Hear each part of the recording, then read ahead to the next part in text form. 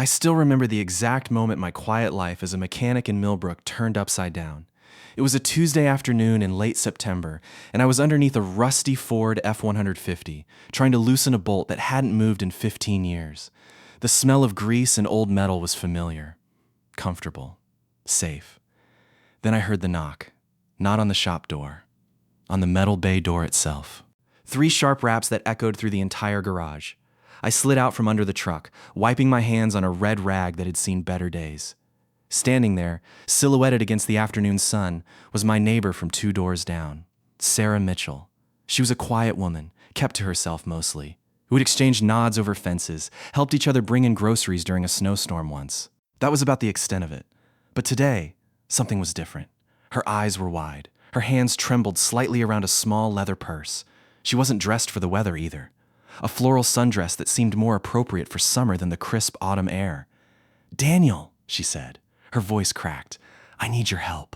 I straightened up, feeling the familiar ache in my lower back from too many years hunched over engines. "What's wrong?" She took a shaky breath. "My father is coming.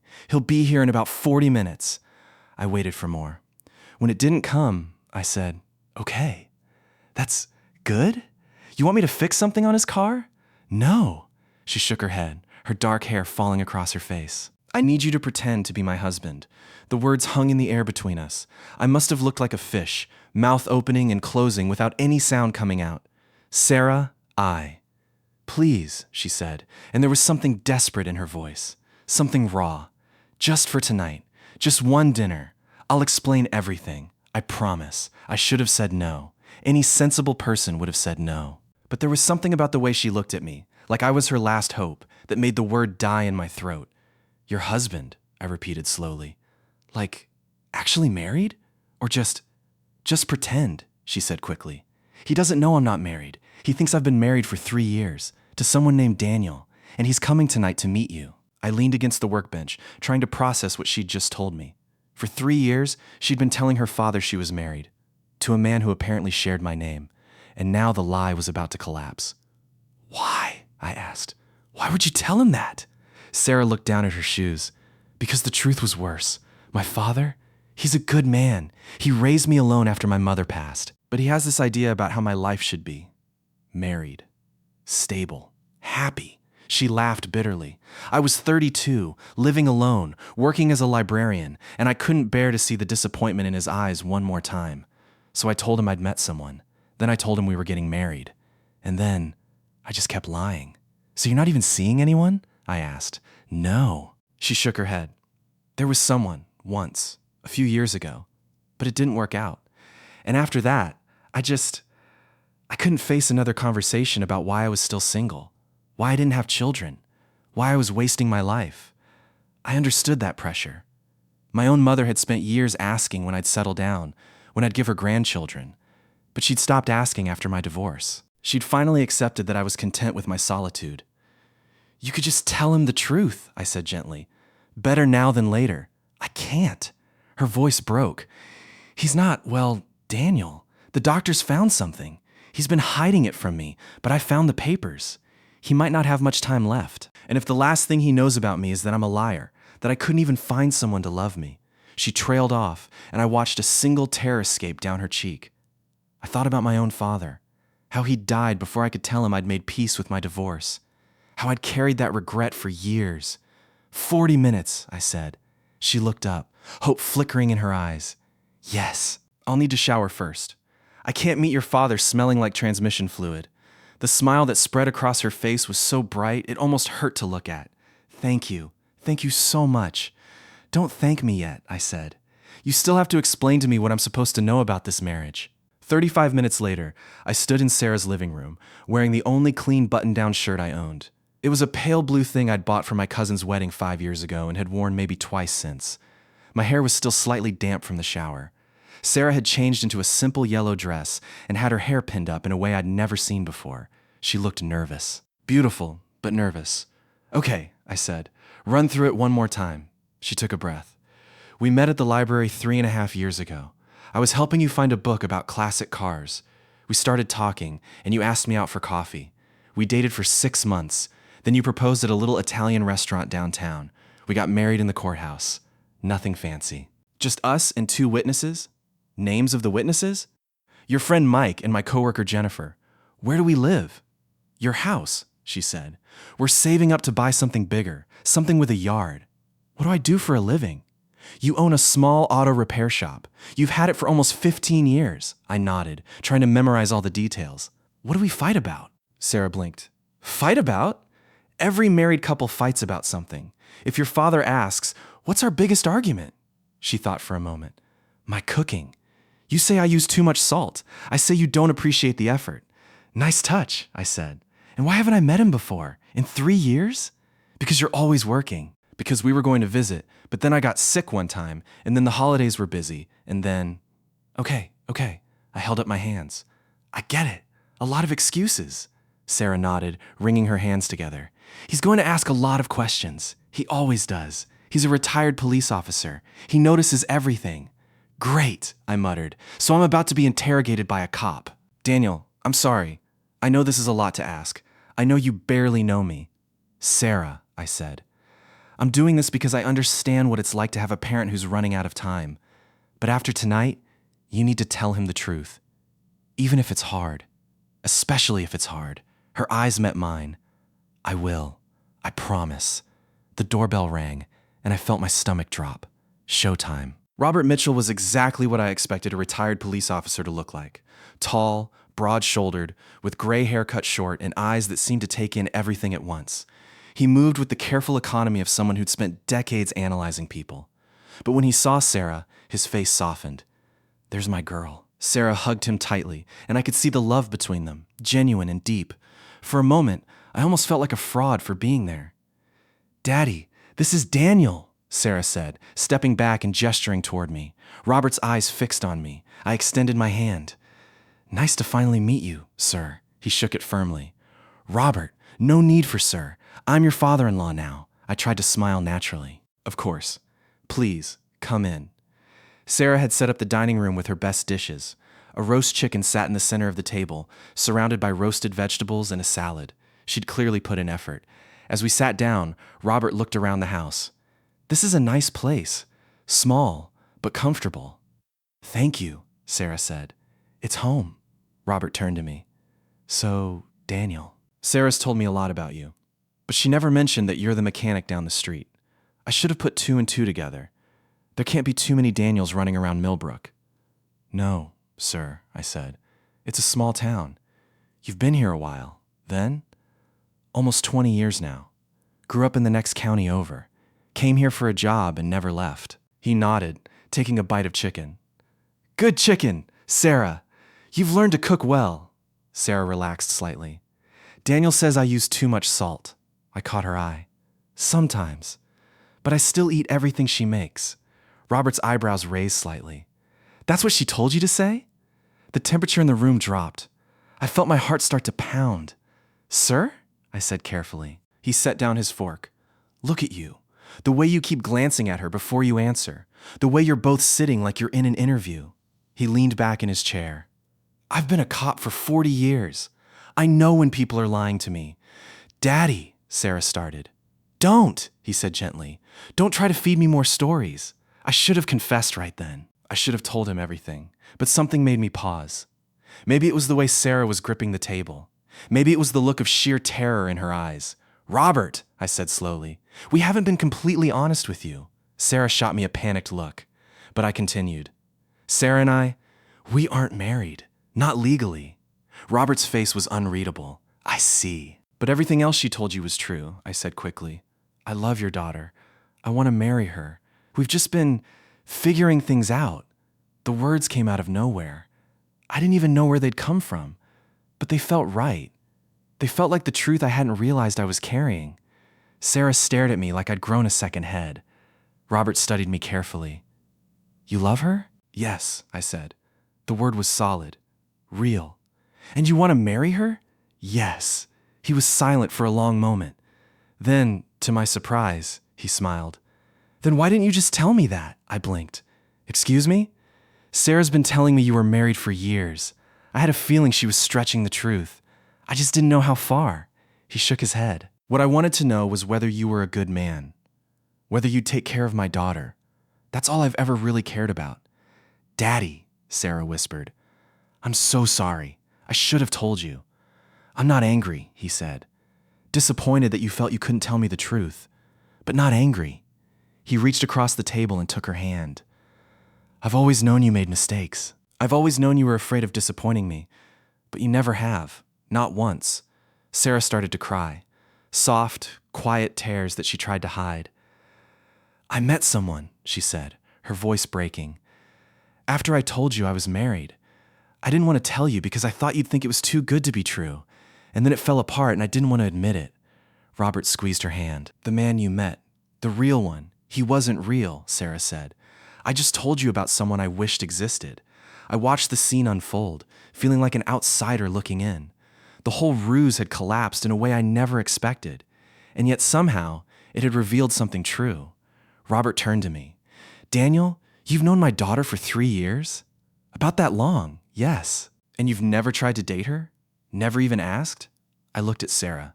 She was watching me with those wide, dark eyes.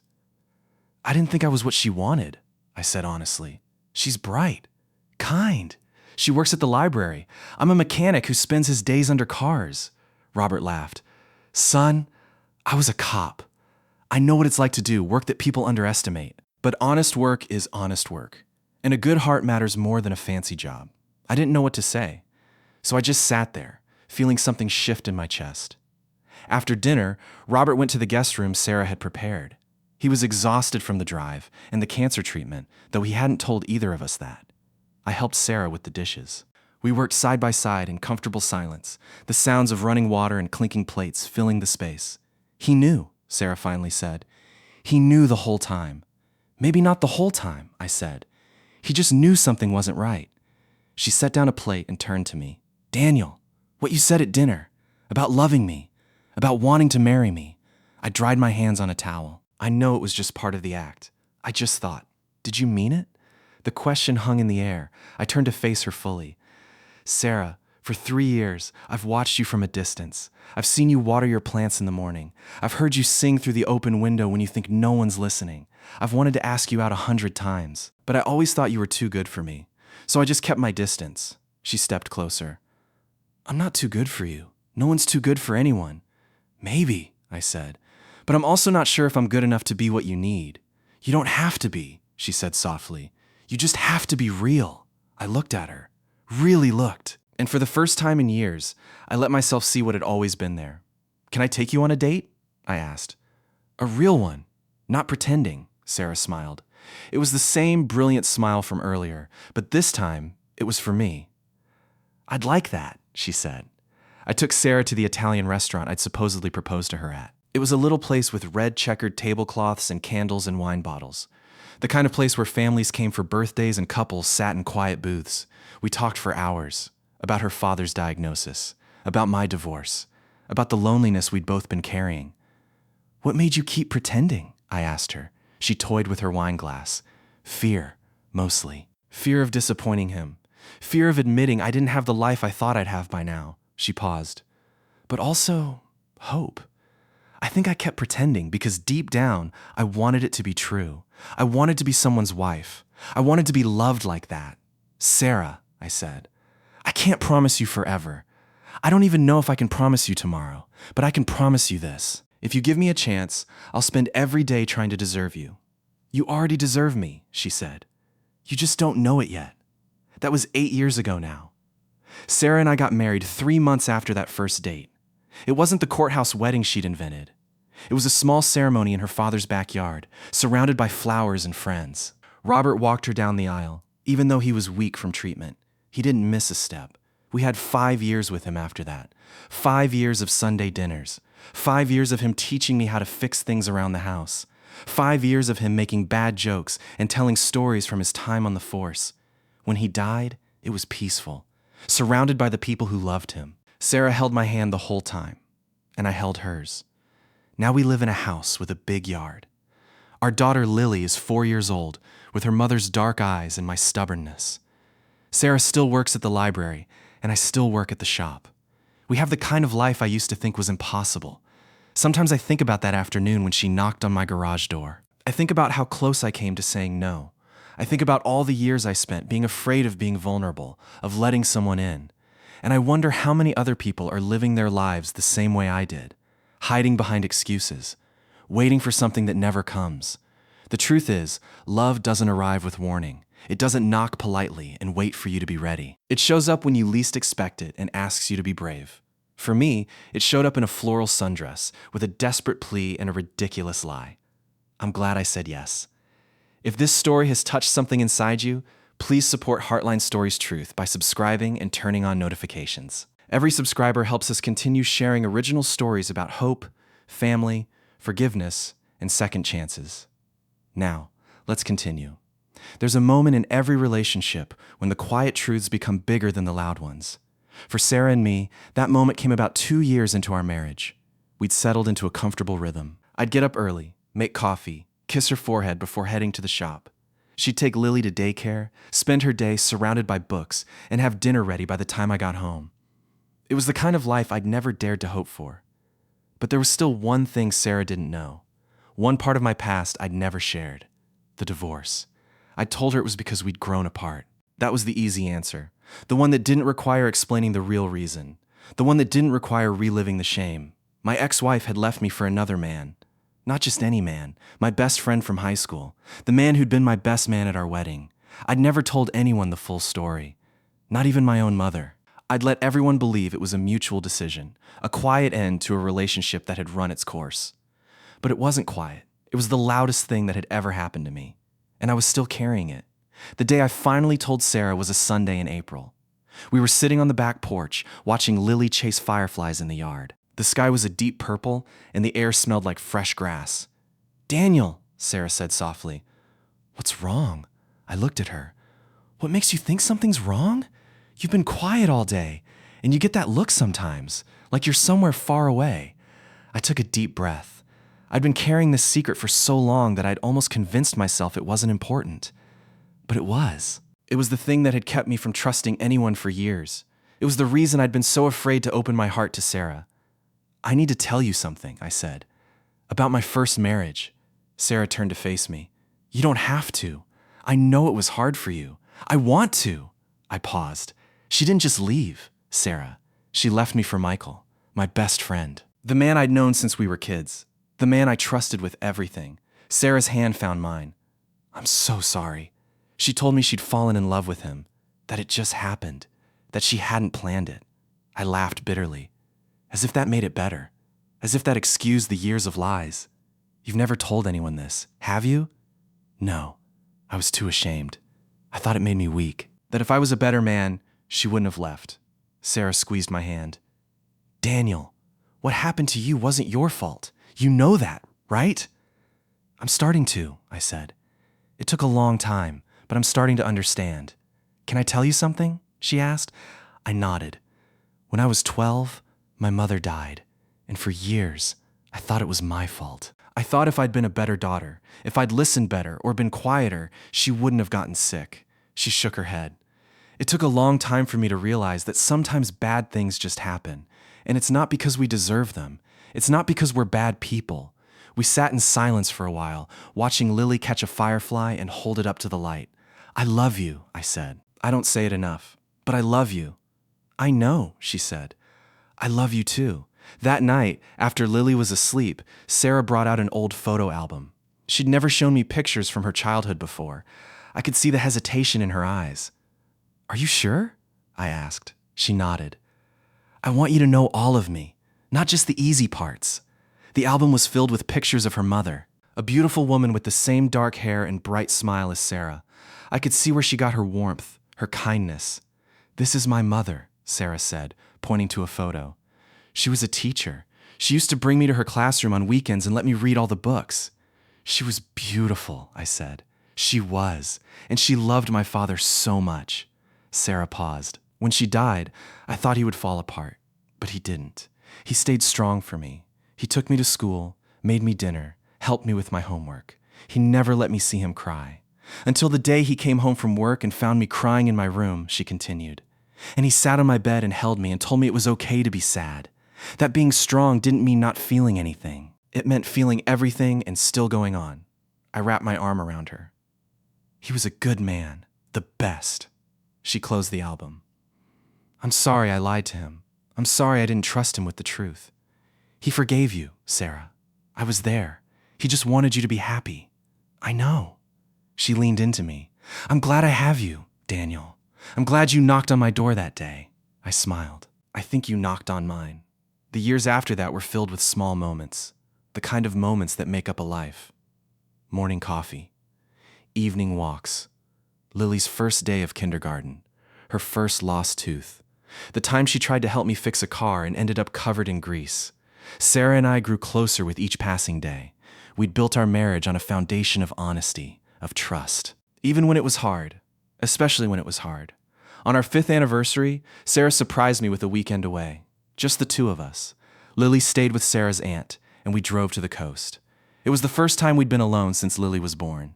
We stayed in a little bed and breakfast overlooking the ocean, the kind of place where you could hear the waves from your room. On the last night, we walked along the beach. The moon was full, casting silver light across the water.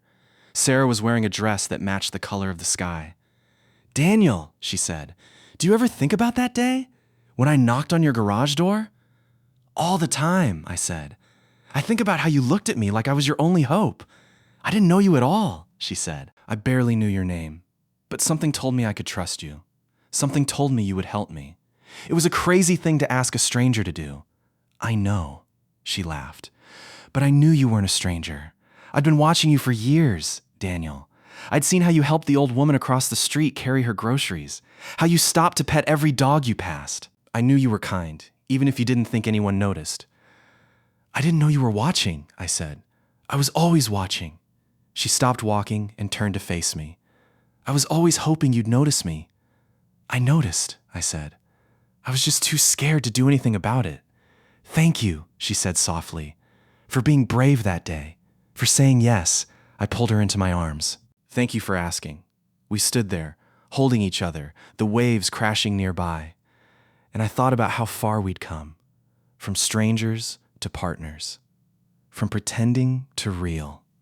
The next morning, as we were packing to leave, I found a note slipped under our door. It was from Robert. Dear Daniel and Sarah. I know this note might seem strange, but I wanted you to know that I think about you both every day. I think about that dinner when you both tried so hard to impress me. I think about the way Daniel looked at you, Sarah, like you were the most precious thing in the world. Even when I knew you were pretending, I knew there was something real there. I'm glad you found each other. I'm glad you took the chance. And I'm glad I got to see my daughter happy. Your father always, Robert. I read the note twice, then handed it to Sarah. She read it, her eyes welling with tears. He knew, she said. He knew all along. He just wanted you to be happy, I said. And I think, in his own way, he made sure we found our way to each other. He did, Sarah wiped her eyes. He always knew what I needed, even when I didn't. We returned home to find Lily waiting at the door, clutching a drawing she'd made. It was a picture of our family. Sarah and me holding hands, Lily in the middle, and a little stick figure above us that she said was Grandpa Robert. This is how I remember him, she said. He's in heaven, but he's still here. Sarah knelt down and hugged our daughter. Yes, baby, he's still here. And he was, in every quiet moment, in every shared meal, in the love we built together. That was the last time I ever felt afraid of my past, because I finally understood something I'd been trying to learn my whole life. The people who love you will always find a way to understand. They won't judge you for your mistakes. They won't leave you because of your scars. They'll stay. They'll hold your hand. And they'll help you find your way back to yourself. Thank you for spending your time with Heartline Stories Truth. If this story stayed with you, subscribe for more original stories about family, resilience, healing, and hope. We'd love to hear your thoughts in the comments, and we'll see you in the next story.